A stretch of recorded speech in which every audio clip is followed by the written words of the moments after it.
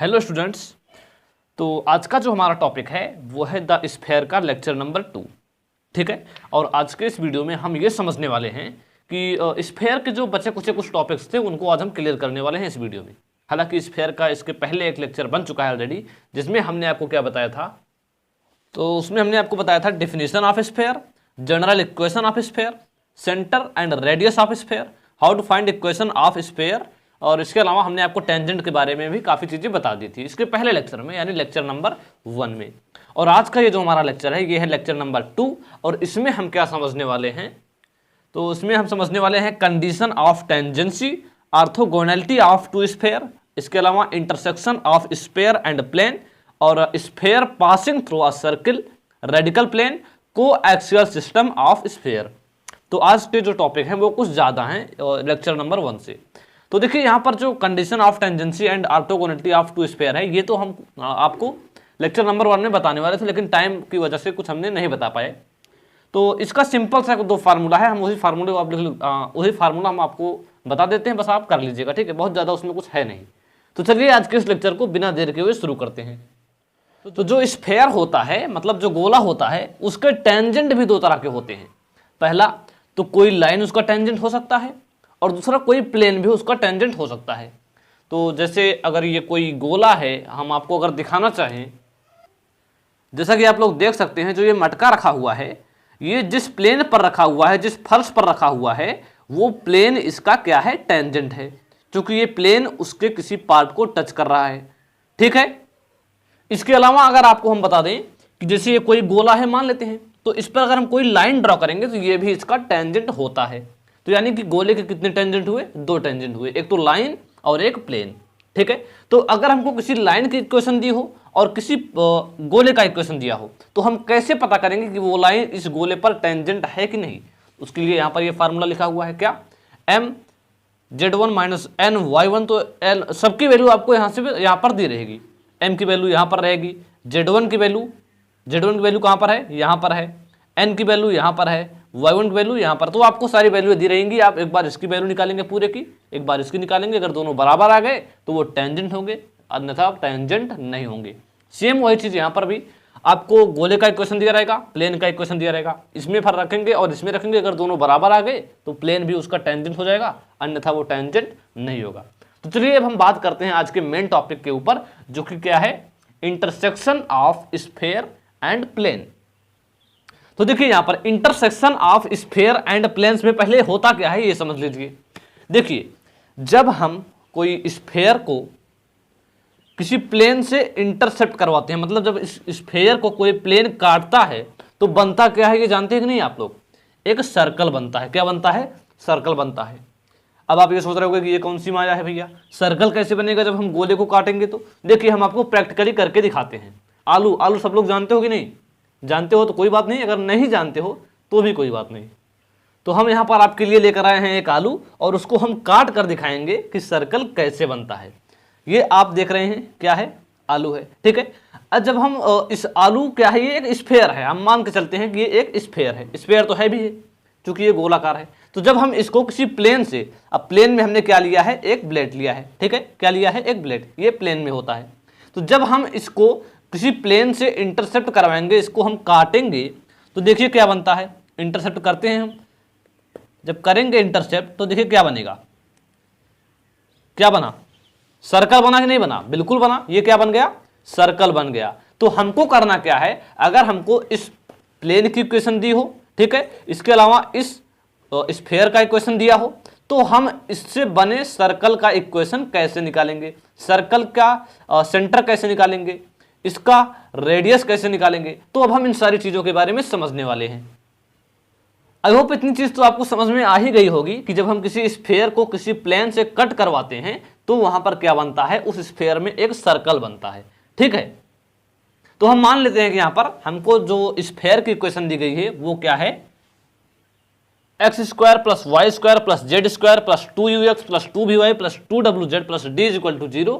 ये हमारा एक स्फेयर दिया गया है। इसके अलावा हमको प्लेन क्या दिया गया है, ax plus by plus cz is equal to p। ठीक है, एक स्फेयर दिया है और एक प्लेन दिया है। अगर हमसे क्या पूछे कि अगर ये स्फेयर को, अगर ये प्लेन इस स्फेयर को कट कर रहा हो, क्या कर रहा हो, कट कर रहा हो, तो उस स्फेयर का सेंटर क्या होगा और इसके अलावा उस स्फेयर का रेडियस क्या होगा। लेकिन यहां पर आपको एक कंडीशन गिवन होगी। क्या होगी, एक कंडीशन गिवन होगी। तो चलिए एक क्वेश्चन लेते हैं ताकि आपको बेहतरीन तरीके से समझ में आ जाए। तो हम एक क्वेश्चन ले लेते हैं जिससे आपको बेहतरीन तरीके से समझ में आ जाए। देखिए हमने क्वेश्चन क्या लिया है, क्वेश्चन क्या है, find the radius of circle and centre of circle intercepting by plane of sphere. ठीक है, तो यहां पर हमको स्फीयर की इक्वेशन दी है एंड प्लेन की इक्वेशन दी है। तो चलिए हम कैसे सॉल्व करेंगे आपको बताते हैं। देखिए जैसे हमारे सामने कोई ये स्फीयर है, जब इसको कोई सर्कल, कोई प्लेन जब इसको कट करता है, तो चाहे जहां पर कट कर रहा हो उसकी जो इसके स्फीयर के सेंटर से परपेंडिकुलर डिस्टेंस होगी वो कुछ ऐसी होगी। ठीक है, अगर यहाँ पर कट करता तो हम इसको ऐसे बनाते, तो हमारी जो कुछ परपेंडिकुलर डिस्टेंस होगी, ठीक है, इस लाइन पर कुछ परपेंडिकुलर डिस्टेंस होगी। तो हमको इस प्लेन की इक्वेशन पता है, अगर हम इस पॉइंट की इक्वेशन पता कर लें तो ये डिस्टेंस हम पता कर सकते हैं, क्योंकि किसी प्लेन की किसी पॉइंट से परपेंडिकुलर डिस्टेंस का फार्मूला हमें पता है। एक चीज आपको हम और बता दें कि अगर आपने अभी तक पिछले लेक्चर्स हमारे नहीं देखे हैं तो आपको ये समझ में नहीं आएगा, क्योंकि अब हम उसको यहाँ पर रिपीट करने वाले नहीं है। ठीक है, तो अगर आपने नहीं देखे हैं तो सारे वीडियोज के प्ले लिस्ट का लिंक आपको डिस्क्रिप्शन में मिलेगा, आप वहां से जाकर देख सकते हैं। ठीक है, तो आप इसका पहले कोऑर्डिनेट निकालेंगे, देन इस प्लेन से इस पॉइंट का परपेंडिकुलर डिस्टेंस निकालेंगे, और जब ये डिस्टेंस पता हो जाएगी तो आप, चूंकि ये स्फीयर है, स्फीयर का रेडियस निकाल लेंगे। क्या निकाल लेंगे, रेडियस। स्फीयर के इक्वेशन से आप सेंटर भी निकाल सकते हो और रेडियस भी निकाल सकते हो। ये पता कर लीजिए और ये पता कर लीजिए, उसके बाद यही तो उसका रेडियस होगा, किसका, सर्कल का रेडियस यही तो होगा।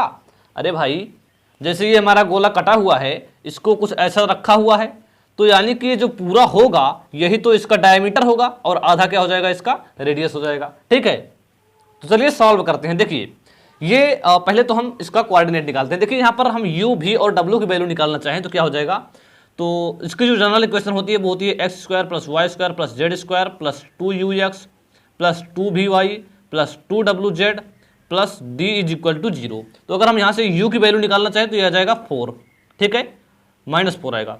v की वैल्यू निकालना चाहें तो u is equal to -4, v is equal to क्या आ जाएगा, देखिए +2 आ जाएगा। क्या आ जाएगा, +2, एंड w की वैल्यू क्या आ जाएगी, +4 आ जाएगी। अब हम अगर यहाँ से सेंटर निकालना चाहें तो सेंटर क्या होता है, -u -v -w होता है। यानी अगर हम यहाँ पर रखें तो क्या हो जाएगा, 4 2 एंड 4, 4 -2 एंड -4, ये हो जाएगा सेंटर। यानी ये कितना आ गया, 4 -2 -4, ये सेंटर आ गया। ठीक है, ये क्या है, प्लेन है। प्लेन की इक्वेशन यहाँ पर गिवन है। तो चलिए हम अब एक बार पहले तो रेडियस निकाल लेते हैं। ठीक है, तो रेडियस का फार्मूला क्या होता है आप लोग जानते होंगे, r इक्वल टू क्या होता है, √u² plus v² plus w² minus d। ठीक है, तो हम यहाँ पर वैल्यू रखते हैं। u की वैल्यू क्या है, r इक्वल टू क्या हो जाएगा, u की वैल्यू -4 है, यानी क्या हो जाएगा 16 प्लस 2 2 जा 4, 4 4 जा 16, तो ये हो गया हमारा। ठीक है, अब इसको ऐड करेंगे तो 36 आएगा, उसका हम रूट निकालेंगे तो क्या आ जाएगा, 6 आ जाएगा। यानी r की वैल्यू कितनी आ गई, 6 आ गई, एंड सेंटर कितना आ गया, 4 -2 -4। ठीक है, तो पहले तो हम ये वाला डिस्टेंस निकाल लेते हैं और उसके बाद हम रेडियस निकाल सकते हैं। तो चलिए ये वाला डिस्टेंस निकाल लेते हैं। तो आप फार्मूला देख सकते हैं, तो किसी पॉइंट का किसी प्लेन पर परपेंडिकुलर डिस्टेंस का फार्मूला क्या होता है, d equal to ax1 plus by1 plus cz1 plus d is upon √a² plus b² plus c²।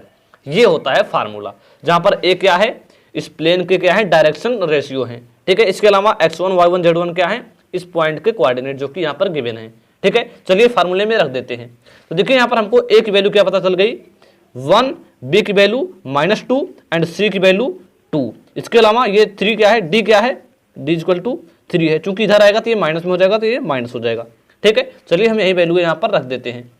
देखिए क्या हो जाएगा, ये a की वैल्यू पता है 1 एंड x1 की वैल्यू क्या पता है हमको 4, तो 1 × 4 हो जाएगा, प्लस b की वैल्यू क्या है -2 एंड y1 की वैल्यू क्या है -2, ये 2 × -2 हो जाएगा। ठीक है, प्लस c z1, c की वैल्यू क्या है 2 है एंड z1 की वैल्यू -4 है, प्लस d यानी -3 हो जाएगा, ये अपान √2 का स्क्वायर 2 का स्क्वायर 1 का स्क्वायर। देखिए यहाँ पर माइनस वगैरह है लेकिन स्क्वायर पे वो प्लस ही हो जाएगा। ठीक है, d इक्वल टू क्या हो जाएगा यहाँ पर 4 + 4 -8 -3 अपान ये आ जाएगा 3।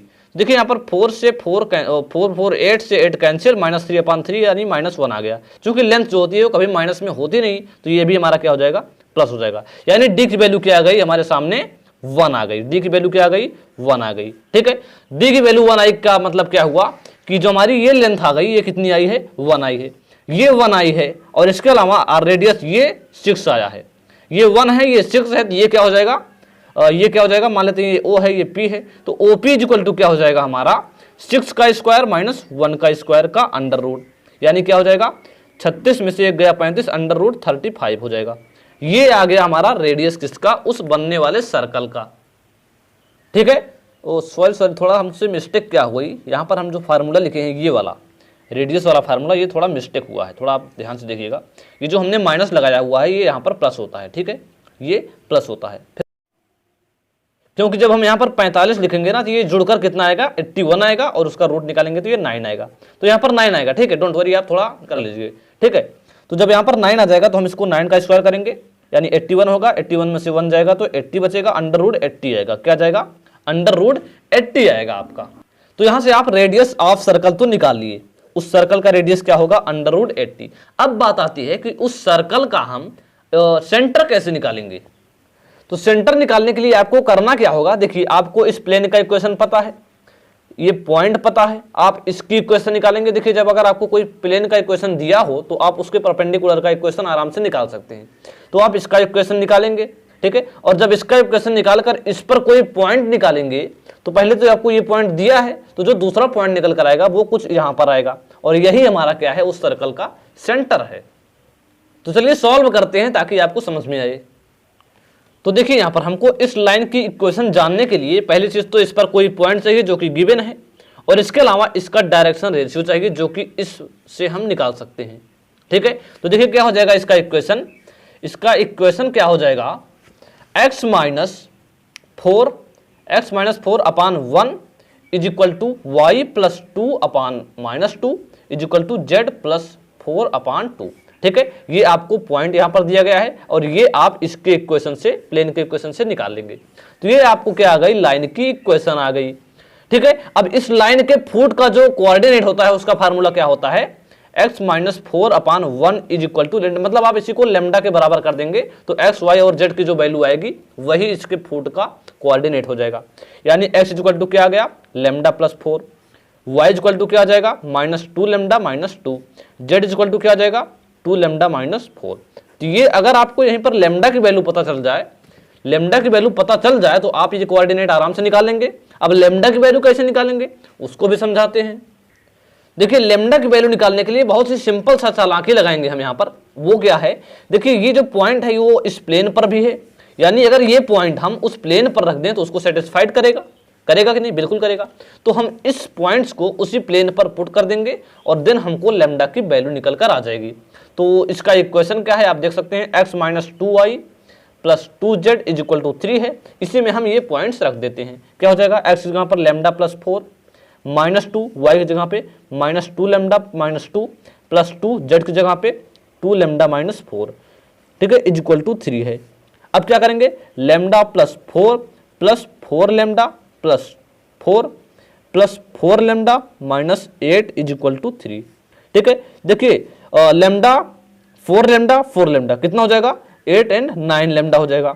अब ये 4 और -8 कितना है, -4 हो जाएगा, इज इक्वल टू 3 हो जाएगा। यानी लेमडा इज इक्वल टू क्या आ जाएगा, यहाँ पर इधर जाके ये 7 होगा और ये हो जाएगा 7/9। लेमडा की वैल्यू क्या आ गई, 7/9।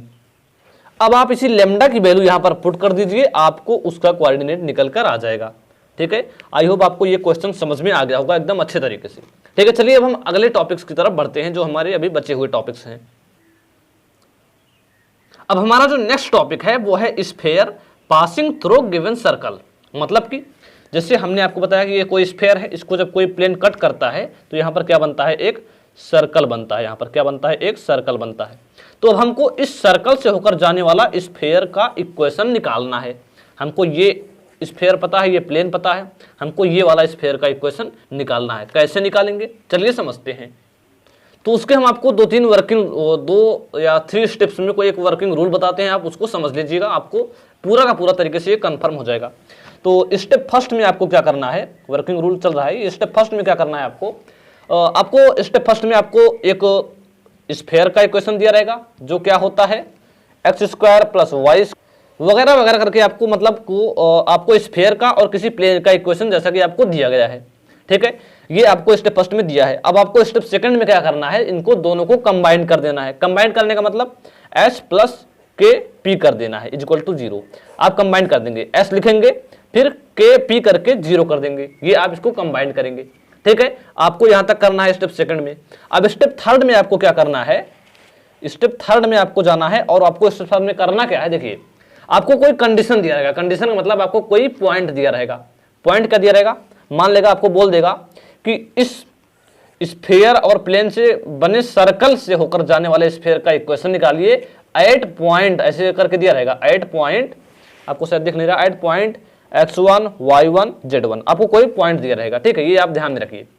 तो आपको जो पॉइंट दिया रहेगा उसी पॉइंट को आप जब यहां रखेंगे x की जगह पे और y की जगह पे और z की जगह पे, जब आप वही पॉइंट रखोगे तो आपको k की वैल्यू पता चल जाएगी। क्या चलेगी, k की वैल्यू पता चल जाएगी।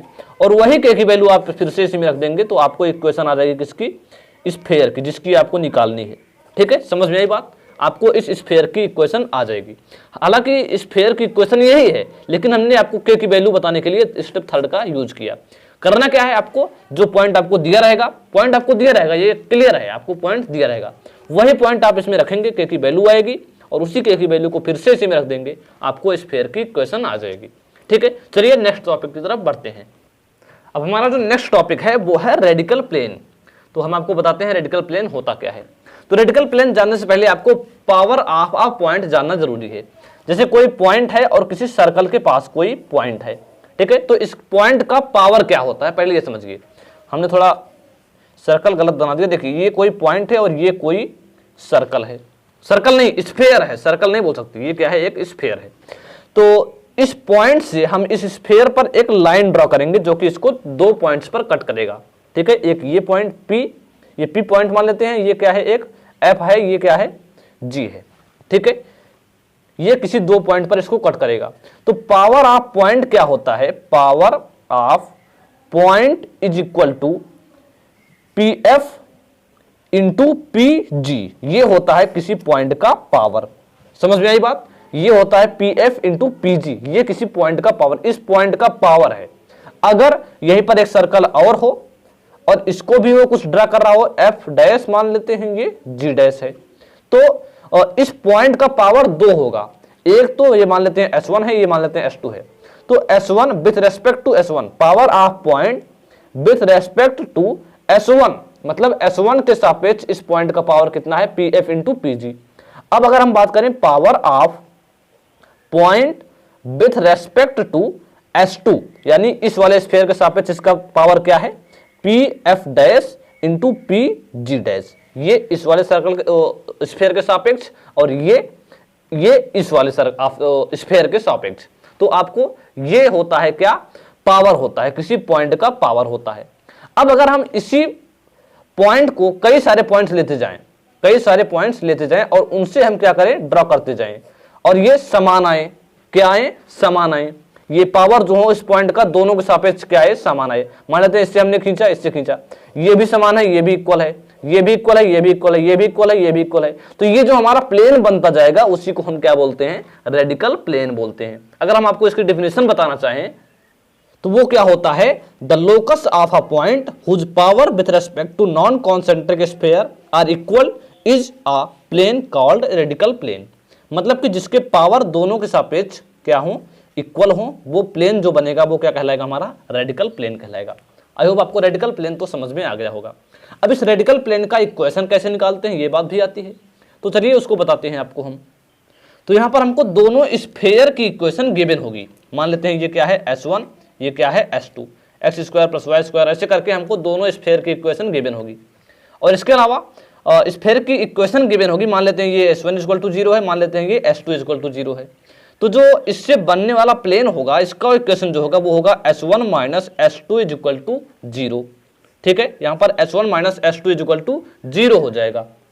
देखिए जब आप इसको सॉल्व करेंगे, देखिए चूंकि इसमें भी x square y square z square होगा, इसमें भी x square y square z square होगा, तो वो दोनों माइनस होकर कट जाएंगे, बचेगा क्या, केवल एक्स वाई जेड, इसी का आपको कोफिशिएंट वाला इक्वेशन मिलेगा। यानी कुछ आपको a x plus b y plus c z plus d is equal to 0, इसी रूप में आपको कुछ इक्वेशन मिलेगा, जो कि एक प्लेन का जनरल इक्वेशन होता है। तो आपको इस प्लेन का इक्वेशन इस फार्मूले से मिल जाएगा, ठीक है। अब एक रेडिकल प्लेन की कुछ प्रॉपर्टीज होती हैं, चलिए उसको भी समझा देते हैं, ठीक है। रेडिकल प्लेन की प्रॉपर्टी क्या होती है, ध्यान से समझिएगा। देखिए, जैसे हमको कोई रेडिकल प्लेन दिया गया है, ठीक है, कोई रेडिकल प्लेन है ये। अब अगर हम ये पूछें आपसे कि दो इंटरसेक्टिंग स्फेयर्स का रेडिकल प्लेन कैसा होगा, ये एक स्फेयर है, ये एक स्फेयर ये है, इनका अगर रेडिकल प्लेन की बात करें तो वो कुछ ऐसा होगा। यानी कि बात क्या आई कि if two spheres intersect then their radical plane passes through the their points of intersection. मतलब क्या हुआ कि अगर दो स्फेयर एक दूसरे को इंटरसेक्ट कर रहे हैं तो उनका जो रेडिकल प्लेन होगा वो उनके इंटरसेक्शन पॉइंट से होकर जाएगा। मतलब एक यहां से और एक यहां से, यानी इन दोनों पॉइंट से होकर इसका रेडिकल प्लेन जाएगा। ये हुई पहली प्रॉपर्टी। दूसरी क्या बोलता है, the radical plane of two spheres is perpendicular to line joining of centre of sphere. कहने का मतलब क्या हुआ कि जो दो स्फेयर्स का रेडिकल प्लेन होता है वो उन स्फेयर्स के सेंटर के लाइन ज्वाइनिंग के परपेंडिकुलर होता है, जो कि आप देख सकते हैं, सिंपल सा बात है, ठीक है। इसके लाइन ज्वाइनिंग के परपेंडिकुलर ये इस रेडिकल प्लेन है। दूसरा हो गया। तीसरी चीज की अगर हम बात करें, if two spheres touches each other internally, क्या बोल रहा है कि if two spheres touches each other internally और externally then their radical plane is their common tangent plane. मतलब क्या हुआ कि अगर दो स्फेयर्स एक दूसरे को टच कर रहे हो तो जो उनका रेडिकल प्लेन होगा वो दोनों का टेंजेंट होगा। क्या होगा, टेंजेंट प्लेन होगा, ठीक है। तो ये तीन प्रॉपर्टी ये रेडिकल प्लेन की हमने आपको बताई।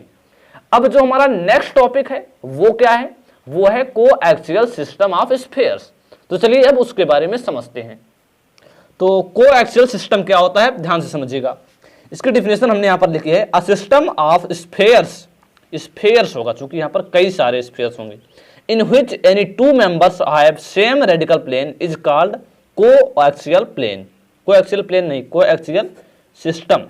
क्या, कोएक्सियल सिस्टम, प्लेन नहीं कह सकते इसको हम। तो डिफिनेशन फिर से हम बोलते हैं, a system of spheres in which any two members have same radical plane is called coaxial system. ध्यान से समझिएगा। जैसे हमारे पास कोई सिस्टम है, सिस्टम ऑफ स्फेयर्स का मतलब क्या होता है पता है, सिस्टम ऑफ स्फेयर्स का मतलब ये होता है कि एक ऐसा सिस्टम जिसमें बहुत सारे स्फेयर्स हों, ठीक है, कई सारे स्फेयर्स हों, एक ऐसा सिस्टम। तो वो सिस्टम जो है वो कोएक्सियल कब कहलाएगा, जब इसमें से किसी एक दूसरे के जो रेडिकल प्लेन हो वो क्या हो, सेम हो। क्या हो, सेम हो। जैसे हम यहाँ पर एक सिस्टम लेते हैं, कंसीडर करते हैं, ये है, ये है, ये है, चार मान लेते हैं, इसमें चार क्या है, सर्कल हैं। तो अगर हम ईच अदर का मतलब क्या हुआ, दो दो जो सर्कल होंगे उसमें उनके रेडिकल प्लेन जो होंगे वो सेम होने चाहिए। जैसे हम अगर इसकी बात करें तो इसका रेडिकल प्लेन ये होगा, इसकी बात करें तो इसका ये होगा, इसकी बात करें तो इसका ये होगा, इसकी बात करें तो इसका ये होगा। मतलब देखिए चारों में से एक दूसरे के जो रेडिकल प्लेन हो रहे हैं वो एक दूसरे के सेम हो रहे हैं, एक दूसरे के समान हो रहे हैं। यानी ये सिस्टम हमारा क्या कहलाएगा, कोएक्सियल सिस्टम कहलाएगा। हालांकि कोएक्सियल सिस्टम में आपसे इसकी डिफाइंड करने को पूछता है, कोएक्सियल सिस्टम को डिफाइन कीजिए। तो आप लोग फार्मूला वगैरह देखेंगे बुक में, अगर आपको समझ में नहीं आएगा तो आप देन कमेंट बॉक्स में बताएंगे, हम आपको उसके क्वेश्चंस के बारे में भी रूबरू करा देंगे। तो आई होप आपको ये सारे टॉपिक्स समझ में आ गए होंगे। तो ये हमारा द स्फेयर का लास्ट टॉपिक था, इसी के साथ आज का ये लेक्चर खत्म होता है। तो चलिए मिलते हैं नेक्स्ट क्लास में, तब तक के लिए जय हिंद, वंदे मातरम।